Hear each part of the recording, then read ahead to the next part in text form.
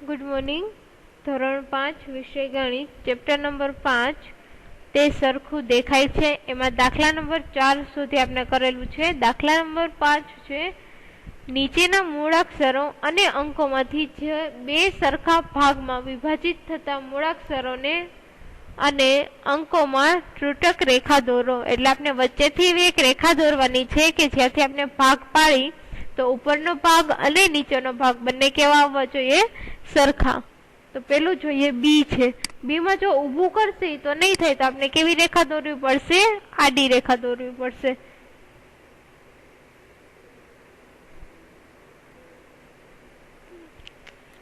એવી જ રીતના પેલી જે લાઈન છે જે એફ આઈ એક્સએલ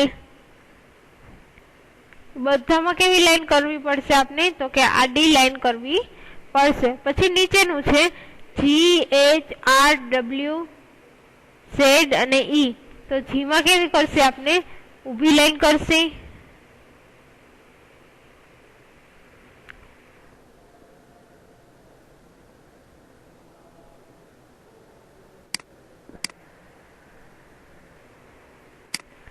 હવે જી માં જોશો તો તમે આડી લાઈન કરશો તો પણ એમાં ફેર રહેશે, એટલે જી માં વ્યવસ્થિત નહીં થાય। એચ માં જુઓ તો એચ માં વચ્ચેથી લાઈન કરવી પડશે। એવી જ રીતના આર માં જુઓ તો આર માં તમે આડી લાઈન કરશો તો આડી લાઈન કરશો એટલે ઉપર અને નીચેનો ભાગ અલગ અલગ આવશે, એટલે એમાં પણ નહીં થાય। પછી આવશે ડબલ્યુ, એમાં વચ્ચેથી લાઈન કરશો એટલે વી વી બે સરખા ભાગ પડશે। તમારે એક્ઝેક્ટ વચ્ચે લાઈન કરવાની છે। એવી જ રીતના ઝેડ માં પણ ઊભી લાઈન કરવી પડશે અને ઈ માં કેવી રીતના કરશો? તો કે આડી લાઈન કરવાની છે। ઉપર એક્સ માં જોઈએ તો ઊભી લાઈન વચ્ચેથી કરશી। એલ માં જોઈએ તો એલ માં જો આડી લાઈન કરશી ને તો નીચેનો ભાગ છે એમાં આડી લીટી આવશે। અહીંયા વચ્ચેથી કરી તો આ ભાગ નીચેનામાં આવશે, ઉપરનામાં નહીં આવે, એટલે કે થશે નહીં। આઈ માં કરીએ તો આઈ માં ઊભી પણ કરી શકો અને આડી પણ કરી શકો છો તમે। એફ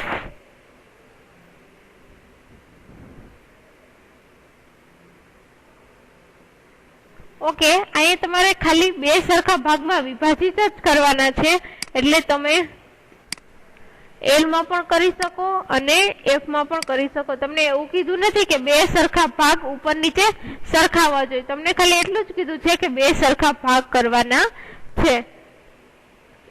એટલે અહીંયા તમે જી માં પણ કરી શકો અને એચ માં તો આપણે પહેલેથી કરેલું જ છે। હવે એક જોઈએ તો એક માં આડું કરું છું, બે માં ઊભું કરું છું, 3 માં ફરીથી આડું છે, આડું પણ કરી શકશો, ઊભું પણ કરી શકશો, 4 માં પછી 5 માં ઊભું કરશી, એવી જ રીતના 6 માં ઊભું કરશી। તમારે માત્ર વચ્ચેથી બે સરખા ભાગ કરવાના છે।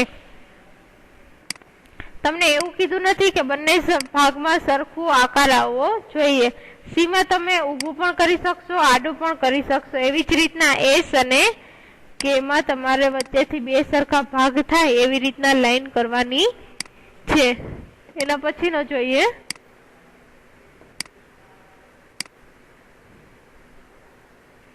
નીચેની ડિઝાઇન બે સરખા ભાગમાં વિભાજિત થાય તે રીતે રંગ પૂરવાનો છે।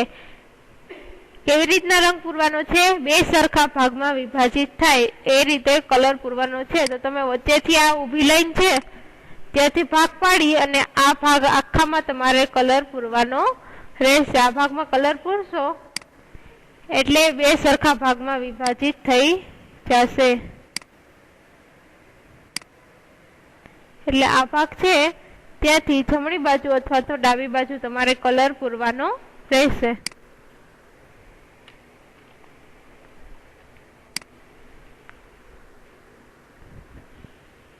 એના પછી જોઈએ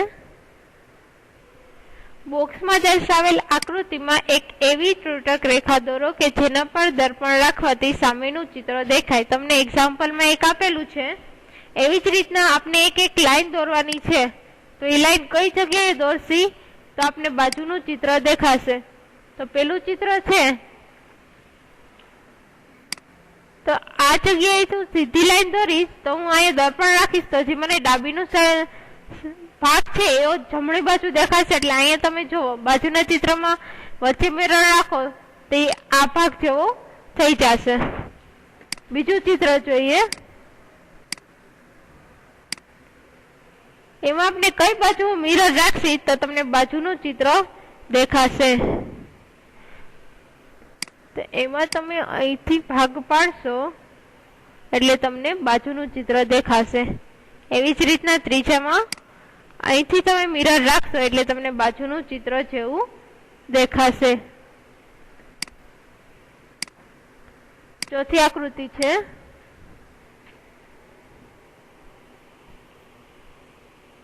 એમાં તમને ઊંધું કીધું છે. તમારે આ સાઈડ છે જમણી બાજુ ચિત્ર છે એમાં તમે અહીંથી વચ્ચે મિરર રાખશો એટલે તમને બાજુની આકૃતિ દેખાશે. અને પાંચમામાં પણ એવી જ રીતના છે. એના પછીની આકૃતિ જોઈએ.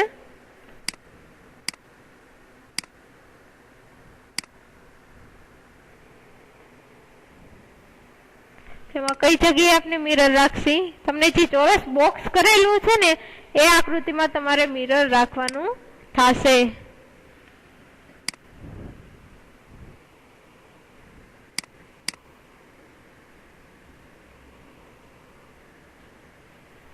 સમજાણું. સાતમા આકૃતિમાં પણ મેં જ્યાં લાઇનિંગ કરું છું ત્યાં તમારે લાઈન કરવાની છે. આઠમી આકૃતિ જોઈએ. એમાં ફરી બાજુ જમણી બાજુ આકૃતિ તમને આપેલી છે. તો જમણી બાજુની આકૃતિમાં ક્યાં રાખશી તમારે વિચારવાનું કે કઈ બાજુ હું મિરર રાખીશ તો મને એના જેવું જ પાછું ચિત્ર દેખાશે. નવમી આકૃતિ જોઈએ. અહીંયા કેવી રીતના જોવાનું, પેલા 3 ખાના છે તો અહીંયા 3 ખાના અહીંયા આવી જાય છે તો એ જગ્યાએ આપણે મિરર રાખી શકીએ.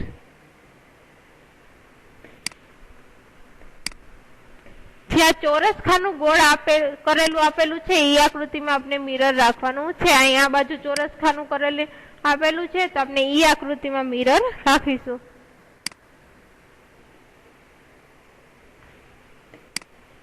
આઠમો જોઈએ.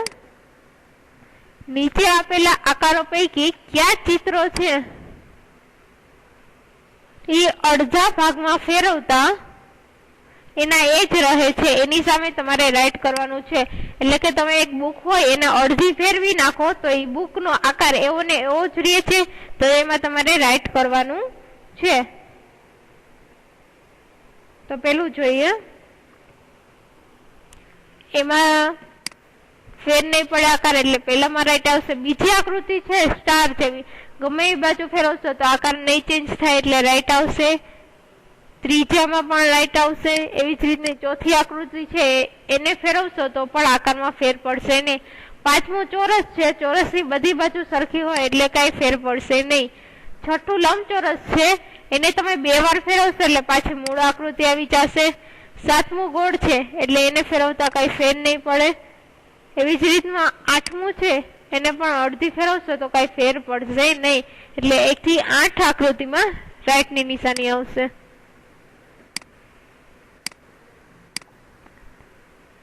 નવમી આકૃતિ જોઈએ. ત્રિકોણ છે. તમે ફેરવશો ત્રિકોણને તો ઈની આકૃતિ આવશે ને એટલે કઈ નથી કરવાનું, આપણે ખાલી રાઈટ ની નિશાની જ કરવાની છે. 10માં પણ ફેર નહીં પડે. 11માં આકાર બદલી જશે. 12માં ફરીથી સેમ ઈ જ આકાર આવશે એટલે રાઈટ આવશે. 13માં પણ તમે જોઈ શકો એક માણસ જેવું છે, તમે અડધા ફેરવશો તો એ આકાર બદલી જશે એટલે એમાં કઈ નહીં થાય. 14માં ફરીથી રાઈટ આવશે. 15મું છે પાર્કિંગ ની નિશાની છે પી એટલે એમાં પણ તમે ફેરવશો તો પી ઊંધો થઈ જશે એટલે એમાં રાઈટ નહીં આવે. પછી 16મું છે એમાં પણ રાઈટ નહીં આવે. 17મું છે એમાં રાઈટ આવશે કારણ કે એમાં કઈ ફેર પડશે નહીં. 18મું છે તમને રિસાયકલ ની નિશાની બતાવેલી છે એને તમે ફેરવશો તો એ નિશાની ઊંધી થઈ જશે એટલે એમાં નહીં આવે. 19મું સેમ આકૃતિ છે ઉપર નીચે એટલે અડધી ફેરવશો તો કઈ ફેર પડશે નહીં. અને 20મું પણ ગોળ છે એટલે એમાં કઈ ફેર પડશે નહીં એટલે એમાં પણ કેટલી આવશે રાઈટ ની નિશાની.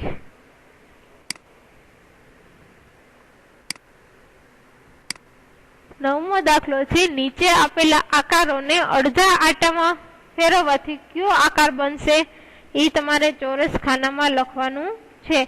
तो जे आकृति आपेली छे अर्धो आकार फेरवी क्यो आकार बने तो ई आकार तमारे रफ बुक में होमवर्क में करवानो छे। आ दाखलो 10मो छे नीचे आपेला आकारो पैकी क्या आकार ने 1/2 एटले के अर्धो तमे फेरवो आकार ने तो ते पहला जेवो देखाशे तथा क्या आकार ने 1/4 एटले के पाप भाग जेटलो फेरवी तो पहला जेवो देखाशे। तेने नीचे आपेला खानामां हा माटे राइट अने ना माटे रोंगनी निशानी करो।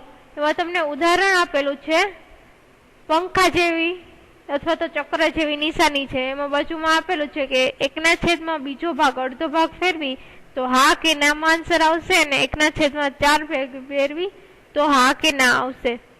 तमे नीचे जोई शको छो के एक में त्रिकोण आपेलुं छे, बीजामां तमने एक चित्र आपेलुं छे, एवी रीतना 3, 4, 5, 6, 7, 8 सुधी तमने अलग अलग आकार आपेला छे अने एमां पछी तमने कोष्टक आपेलुं छे के 1/2 भागमां फेरवो तो पेला जेवो आकार रहे छे हा के नामां जवाब आपवानो छे अने पछी 1/4 भाग एटले के पाप भागनो आकार फेरवो तो ई पेला जेवो रहे छे के नथी रहेतो ई तमारे कोष्टकमां लखवानुं छे।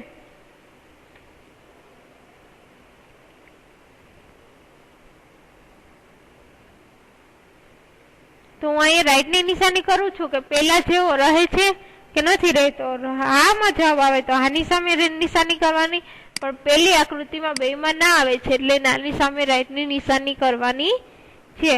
પછી બીજું છે બીજી આકૃતિ તો અડધો ફેરવી છે તો ઈ ની આકાર એ છે પણ 1/4 ભાગનો ફેરવી છે તો રહેતો નથી એટલે આવશે ના। ત્રીજું છે તો ઈ એકેય આકાર રહેતો નથી એટલે બંનેમાં શું આવશે ના। આકૃતિ તમને ઉપર આપેલી છે ઈ તમારે જોઈને લેવાની છે। ચોથું છે તો બંને અડધો ફેરવી કે પા ભાગનો ફેરવી તો બંનેમાં સેમ નિશાની સેમ આકાર રહે છે એટલે બંનેમાં હામાં જવાબ આવશે।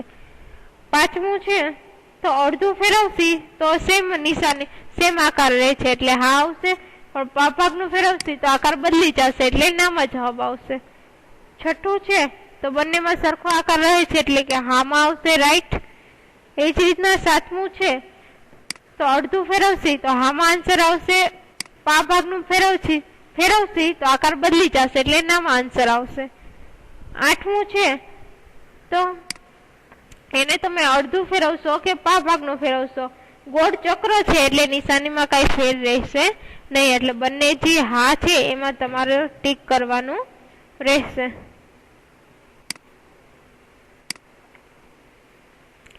एना पछी छे 11मुं नीचेना आकारोने अर्धा भागमां अने 1/4 ना भागमां फेरववाथी क्यो आकार थशे ई तमारे दौरवानो छे। तो त्रिकोण छे तमे अर्धो फेरवशो तो ई ऊंधी साइड थई जशे अने पा भागनो फेरवशो तो जी निशानी छे ई आडो थई जशे। एवी ज रीतना चौरस छे, चौरसने तमे गमे ई बाजु फेरवो काई फेर रहेशे नहीं। लंबचौरस छे एने अर्धो फेरवशो तो ई नी आकार आवशे अने जो पा भागनो फेरवशो तो ई ऊभो थई जशे। एवी ज रीतना एनो पछीनो आकार छे एमां पण काई फेर पड़शे नहीं।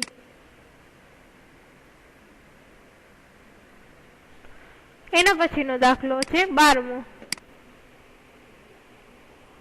नीचेना आकारोने 1/3 भागमां ने 1/6 भागमां फेरववाथी ते केवा देखाशे ई तमारे होमवर्क में बधा आकार दौरवाना छे। 6 आकार छे ए 6 आकार दौरवाना रहेशे। एना पछीनो 13मो छे नीचे आपेला आकारो पैकी क्या आकार ने 1/3 भागमां फेरववाथी ते पहला जेवो देखाशे। जो हा होय तो राइट नी निशानी करवानी छे ने ना होय तो रोंग नी निशानी करवानी छे। तो पेलो छे एमां ना आवशे शुं काम तमे फेरवशो तो जे कलर वाळो भाग छे ई फरी जशे। बीजो छे एमां काई फेर पड़शे नहीं। एवी ज रीतना त्रीजो वर्तुळ छे तो एमां पण काई फेर नहीं पड़े कारण के बधा भाग एक सरखी रीते कलर पूरेला छे। चौथो जोईए तो एमां पण नहीं फेर पड़े। पांचमो अने छठ्ठो ए बधामां एक सरखी रीते कलर पूरेला छे एटले के तमे कोई पण रीते फेरवशो तेना आकारमां फेर पड़शे नहीं।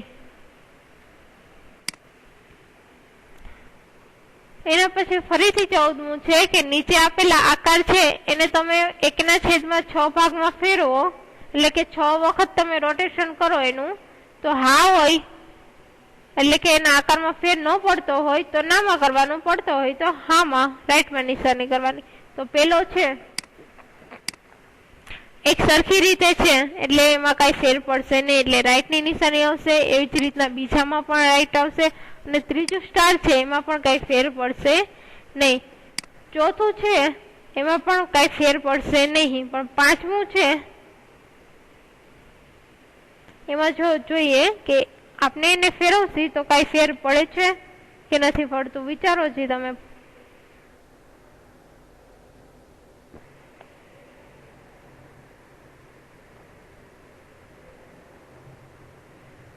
તો એ એક સરખી રીતે ફૂલ જેવો તમને આકાર દેખાય છે, પાખડિયું છે બધી એક સરખી રીતે છે એટલે એમાં પણ કઈ ફેર પડશે નહીં. પણ છઠ્ઠામાં તમે ફેરવશો તો ઉપરનો જે અણીવાળો ભાગ છે એ ફરી જશે, એટલે એમાં આવશે રોંગની નિશાની. એટલે 1 થી 5માં રાઈટ આવશે, છઠ્ઠામાં આવશે રોંગની નિશાની.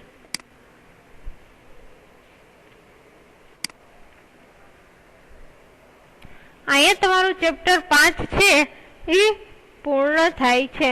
તમને જે આકાર આપેલા છે મેં તમને રફ બુકમાં, એ તમારે હોમવર્કમાં આપેલા આકાર રફ બુકમાં દોરવાના છે. રફ બુકમાં દોરવા માટે તમારે પ્રયત્ન કરવાનો છે કે આકારને તમે અડધો ફેરવો તો એ આકાર ફરે છે કે એ આકાર જે પેલા જેવો જ રહે છે. ચેપ્ટર 5 છે એ અહીંયા પૂર્ણ થાય છે.